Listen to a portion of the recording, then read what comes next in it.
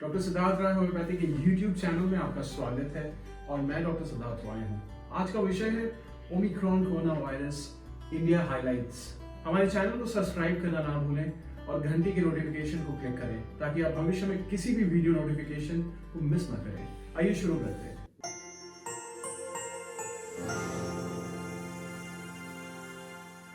Corona virus highlight.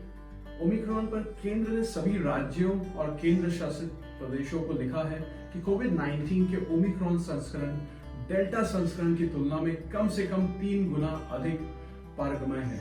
एक पत्र में केंद्रीय स्वास्थ्य सचिव राजेश भूषण जी ने कहा, ओमिक्रॉन डेल्टा की तुलना में कम से कम 3 गुना अधिक पारगमय है, इसलिए स्थानीय और जिला स्तर पर और भी अधिक दूरदर्शिता, डेटा विश्लेषण, गतिशील निर्णय लेने और सख्त तीव्र नियंत्रण कार्रवाई की आवश्यकता है। ओमिक्रॉन प्रकार के मामले और भारत स्वास्थ्य मंत्रालय ने मंगलवार को कहा कि भारत में अब तक नए ओमिक्रॉन संस्करण के कम से कम 200 मामले हैं।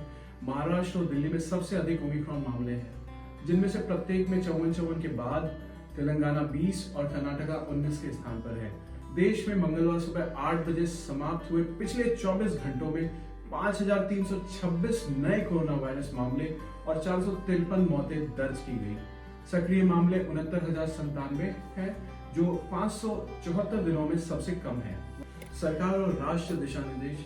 इस बीच कर्नाटक सरकार ने मंगलवार को कहा कि राज्य में 30 दिसंबर से 2 जनवरी तक किसी भी पार्टी या सामूहिक समारोह की अनुमति नहीं दी जाएगी, ताकि कोविड-19 स्थिति और उपन्यास कोरोना वायरस के ओमिक्रॉन संस्करण के मामलों की बढ़ती संख्या को ध्यान में रखा जा सके। मुख्यमंत्री बसवराज बोम्मई ने संवाददाताओं से कहा कि विशेषज्ञों की सिफारिश पर सरकार ने शहर और राज्य के अन्य सार्वजनिक स्थानों पर सामूहिक समारोह पर रोक लगाने का फैसला किया है।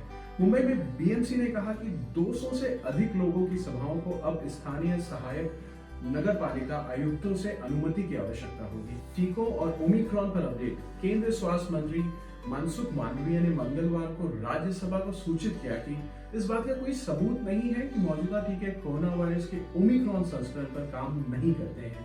हालांकि स्पाइक जीन पर रिपोर्ट किए गए कुछ उत्परिवर्तन मौजूदा टीकों की प्रभावशीलता को कम कर सकते हैं।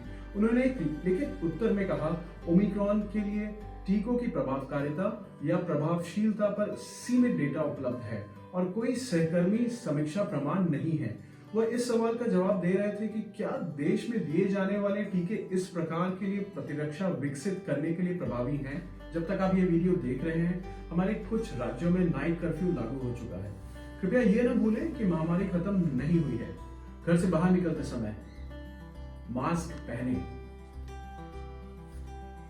बार-बार हाथ धोएं या साफ करें, सार्वजनिक सभाओं से बचें और सबसे महत्वपूर्ण हिस्सा, आज ही अपनी कोविड वैक्सीन प्राप्त करें ताकि तीसरी लहर से लड़ने में मदद मिल सके, क्योंकि जितने अधिक लोगों को अपना टीका मिलेगा उतनी ही अधिक संभावना है कि हम इससे लड़ने के लिए सुसज्जित होंगे।